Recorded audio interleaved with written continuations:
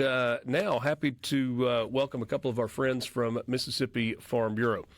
President of the Mississippi Farm Bureau Federation, Mike McCormick, is with us, and Vice President for Sales with Mississippi Farm Bureau, Henry Hammil. Two great Americans with me in studio. Gentlemen, good morning to you. Good morning. Good morning. Henry, we got to pull this mic down just a little bit closer to you. There we go. That ought to get us. I try not to go into interviews or conversations that we have completely blind, but I wanted this conversation to not have a lot of information for me coming into it because I'm learning about this just like I think our listeners are learning about it as well. I feel like most people, when they think about Farm Bureau in Mississippi, they think about it as a member organization where you can get auto insurance and life insurance and home and property. I guess property and casualty is the right term. And that's kind of what Farm Bureau has always been. We also know that people are scared to death of health insurance right now because it has gotten so incredibly expensive. And now Mississippi Farm Bureau has entered the health coverage space. Mike, I was careful not to use the word insurance there because you told me that was not the right word. So if you can start, Mike, and give us kind of a high-level overview, what exactly is it that we're talking about here in terms of health coverage for Mississippians? Well, let's start with the background of Farm Bureau. We were started in 1922 to be the voice of agriculture for the state of Mississippi and nationally through American Farm Bureau all across the United States. Back during the 1940s, people found out that you couldn't get insurance in rural areas, and our membership came together and said, we got to solve this problem. So we put our membership dollars to work and capitalized Mississippi Farm Bureau Casualty Insurance Company and Southern Farm Bureau Life Insurance Company, and they're both domiciled here in the state, and we're proud to have them, and they do a great job with what they do. I'm the 10th president of Farm Bureau. To be president of Farm Bureau, you got to have to be a full-time farmer. So that's what I do. That's my day job when I'm not working here. So I'm not an insurance salesperson, but very fortunate to have some really good ones like Henry that handle all of that for us. But what we do is solve problems for Mississippi. And one of the things that I've heard loud and clear from my 11 years that I've been Farm Bureau president is we have an issue with our health care system, and we need some help. So Henry and I started talking about this, I guess, about 10 years ago. There is another state that had a Farm Bureau health plan established, and we were looking to do something very similar with it to try to get something affordable to our members that would work for them on their farms and for people that are small business owners. And it just didn't work at the time. Through the process, we came back to the table about almost 3 years now, ran a bill through the legislature that will allow Farm Bureau to sell a product that's not insurance. It's Farm Bureau Health Plan. It's going to be modeled a little bit differently, but I think people will look at it and understand it a lot like what things look like before the Affordable Care Act. So with this plan, we can do something different. It's not regulated by the Department of Insurance. So we are able to sell this plan year-round. We won't stop at the end of open enrollment. And it's just been a dream come true. We've worked really hard on this from a business standpoint, trying to find the right third-party administrator to come in and work with us on this. And we decided that that group was Arkansas Blue Cross. They have been working with Farm Bureau of Arkansas for about a year doing this up there. And they came down and made a pitch to us, and we created this partnership that I think is going to work really well for the people here in the state of Mississippi and create some savings in a space that is much needed. So, Henry, you've got agents in all 82 counties in Mississippi, and I would say that in all 82 counties, you've got people that are concerned about the cost of their current health insurance or the inability to be able to afford health insurance. This is a health care plan What are you saying to people? Has this only been rolled out for, a couple of months now? Is that right? We started November the 1st. Okay. So it's only been going a month and a half or so. And we've already written over 2,000 people on this plan around the state. It's really taken off well like we expected. Our agents are really out, letting the public know about it and doing a great job with that. And like I said, we got 287 agents around the state right now that are eligible to write this plan for anybody that qualifies. What does it look like? It's very similar to the old Blue Cross type plan they had. We used to, as agents, sell a Blue Care plan years ago, and it's very similar to that. It's got different deductibles all the way from $250 to $10,000 as options. It's an 80/20 plan. You got a doctor's copay, you got a pharmacy copay. Maternity is a rider; it's optional. It does have pre-existing conditions clauses, and things like that. So it's a plan that you have to be approved for, just like for life insurance or car insurance or anything else, that you go through underwriting and be approved based on the criteria that's set within the plan. So if you are a healthy Mississippian, then this is a plan that is probably worth looking at? Absolutely. They need to go by and call their local county farm bureau office, get in touch with their agent, because it's going to work for them. Yeah. I've known Henry for a while now, and even though he's vice president, he's got a lot of management things that fall under him. I know that at his core, he is a salesman, and so I'm assuming that with a brand new product to sell and to help your agent sell, that this felt like a great opportunity for Farm Bureau, but also it only works if it's a good opportunity for people in Mississippi. It's an absolute win-win. I mean, as being someone that sold a lot of health, coverage back in the day, this plan is really filling a need that's out there. I mean, if you're a farmer or a self-employed type person, or somebody that's not getting a heavy subsidy from the government on the ACA plans, if you fit into those categories, whether it be attorneys, accountants, whatever it is that you do, you need to give a Farm Bureau agent a call, because we're seeing savings of $500, $600, $700, $800 a month,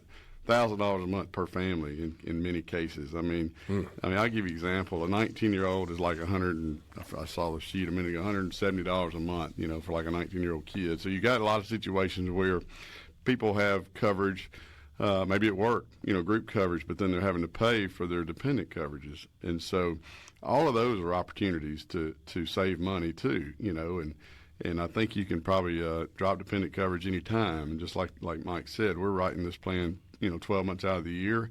We're not having to fall under the guidelines of the ACA, because it is a different thing. It's not insurance, as it said, but we've got Blue Cross Blue Shield is our third-party administrator that's doing all the work behind the scenes for us, handling all the claims, using their network. So if you're in a Blue Cross, if you go in network with Blue Cross, you get the same network that you have with us that you have with the state of Mississippi on their plans, or anybody that's got Blue Cross network around the nation. So anyway, it's And Mike, that's one of the big issues that people have when they start looking at insurance coverage. They're like, can I go to my doctor? Can I go see the doctor that I've always gone to see, whether it's a specialist or a primary care physician? When you talk about the Blue Cross network, that is the biggest network of healthcare providers in Mississippi, right? When we looked at who we would use as our third-party administrator, and we had some other options, Blue Cross sold us on the idea that you'd have to work really hard to get out of network with this plan. So if it's somewhere that takes Blue Cross, they will take this plan. When you talk about there are pre-existing condition restrictions there, I mean, obviously that is based on cost, right? I mean, if you just everybody can get into it, then it's going to have to cost more, because you got people that are sick more often and have, major catastrophic medical issues. How stringent is the review process when you talk about being eligible for this? It's, depending on the person. A lot of times it may depend on the cost of the medications that they're having to take or the condition that they have. It's there's certain things that they've got listed. I don't have them in front of me that are automatic. Yep. If you got cancer, we can't help you. And that's why we also partnered with Ambetter. At the same time we did this, we partnered with Ambetter, who's an ACA plan, insurance plan, that they write, that our agents can now write through, so that we got the best of both worlds. So if we have a situation where somebody can't get get coverage with us, then we run them through that plan. Or if they've got some surgeries planned or something like that we keep somebody from being eligible, then we'll write them through that. So that's kind of the angle. When we finally got back into it, we went all in. Well, let's take a quick time out. We'll continue the conversation on the other side of the break. It's Mornings with Richard Cross, SuperTalk, Mississippi. I feel like I need to put this out there just as a disclosure. I think if you listen to SuperTalk Mississippi, you know that Mississippi Farm Bureau has been a great partner of ours for a really long time. This conversation with Mike McCormick, president of the Mississippi Farm Bureau Federation, and Henry Hammil, vice president of sales with Mississippi Farm Bureau Insurance Companies, is not a sales pitch. We're not trying to convince you to buy anything, but it is information that I feel like needs to be out there because this is an opportunity for Mississippians that has not existed in an insurance environment that has become increasingly expensive. For some people, it has become debilitatingly expensive in terms of their monthly budget and the ability to make sure that they've got health care. The world changed when the Affordable Care Act came into place. Obamacare, as it has been called by many, that's been a bit of a pejorative for a lot of people when they've talked about the ACA. So, Henry, and I know you've kind of answered this question, but in terms of this Farm Bureau health care plan, who is eligible? Anybody eligible from 6 months to 64 and almost 65 can get on this plan. So before you roll into Medicare age and after you're born. Right. Okay. So that's pretty wide swath of people that are available. Mike, you said a second ago that the legislature paved the way for this to be a possibility. Explain what you mean by that. Well, we had to change a law that would allow us to do this, that would name us a nonprofit agricultural membership organization that would give us the ability to write a non-regulated plan like this that, quite frankly, cuts through a lot of the red tape that the Affordable Care Act created and matched what some of our companies in other states, other Farm Bureau states, were doing. We were the 10th state to be able to cut through that and create this plan that will allow us to pass the savings along to our members. I think it's just going to be a really good thing. As one high-ranking government official here told me not so long ago, is this is what happens when government gets out of the way and let private industry figure out the answers to what the problems are. And we have done that. Feel really good about it. We put a tremendous amount of work in this over the last. That's why it's taken us almost 3 years to get it going. We wanted to make sure with our Farm Bureau name on it that it was done right and that we stand behind it. And it's something that we can all be proud of. So, what about HSAs? We get a question on the C Spire text line about that. Health savings accounts. How do they factor into this landscape? There are a lot of options out there for HSAs. Really don't factor into this. This is a totally separate type thing. I guess maybe the question that I've got is with those HSAs, there's a limit to what there are a lot of things that you can spend money on if your employer provides an HSA. I don't think you can pay health insurance premiums out of an HSA. Because this is not health insurance, can you use HSA funds to pay your monthly premium, for lack of a better way to describe it? I don't believe so. Okay. We're in the process of trying to get people advised, and I would just say go talk to your accountant to see what they say on this issue. It's not insurance. It's a health plan, so your accountant's going to have to tell you if it's a business, how you can handle that. What about major medical issues? People talk about catastrophic medical plans, that if they go to some sort of a group plan that's not traditional insurance, sometimes you've got to have a major medical rider or something along that goes with. How does major medical fall in? The big expenses that you face that go to health insurance? Well, this plan right here is an 80-20 plan. It's got a $2 million yearly life maximum per year. So Yearly, not lifetime yearly, of the policy. yeah. Yearly. You know, the old plans we used to write had a $2 million lifetime maximum. This is $2 million per year.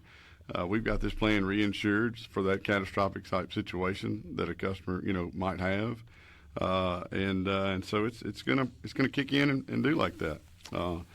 One thing that I need to mention is Henry talked about this being underwritten, and it would exclude pre-existing conditions on some categories. But once you get in, if you've been in and you pass the underwriting process and something happens, then you're still in the plan. They keep you. It just is the part of the process that we can go through to underwrite it to not accept those into the pool of people that would drive the cost of the plan up right off the bat. So you're not kicked out if life happens? No, sir. No. Okay.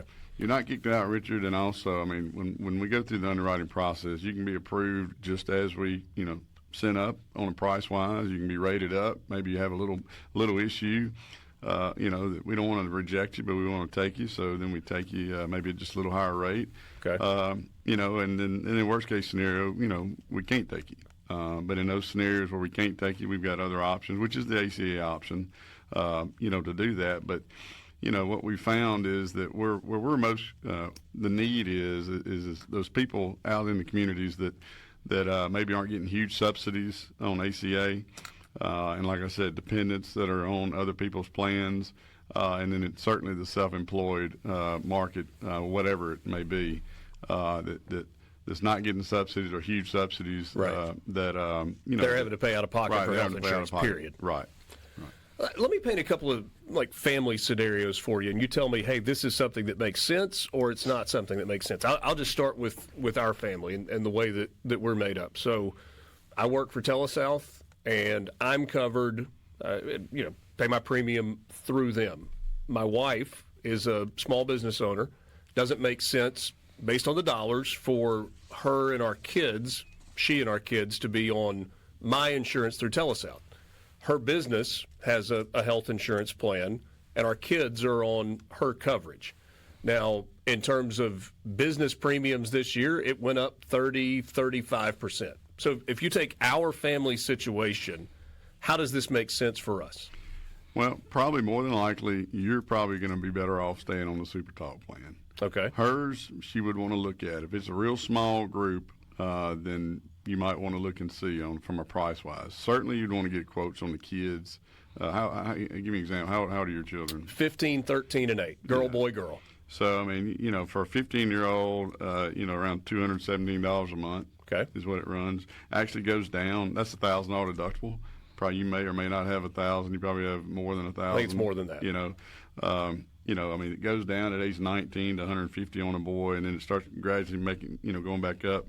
At age 32, it's $212 a month. But it's also a plan that they can keep, until they turn 65. So, once you get on there, you're on there, and you get them on there when they're healthy. And the girl's going to run about the same price for that $1,000 deductible. So it's going to depend on each individual circumstance. That's why it's important for them to call and just sit down with the Farm Bureau agent and let them go through it, and let them look and see what they have and where they can help them.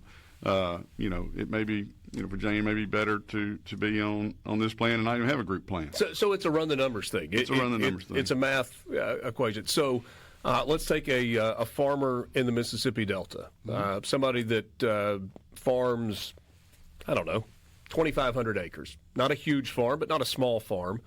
He's got a wife. He's got 2 kids. Wife stays at home, maybe substitute teaches on the time she, at a private school. She's not in an insurance plan.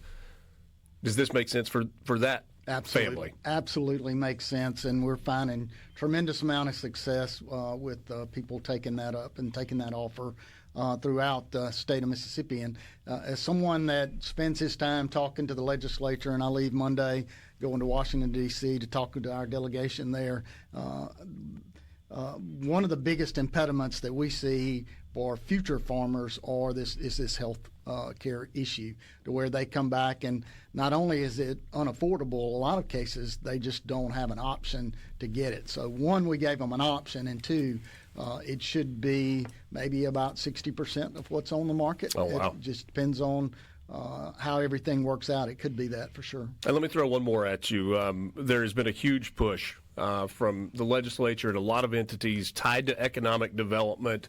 There is a need in the trades in Mississippi, whether we're talking about construction or plumbing or electrician.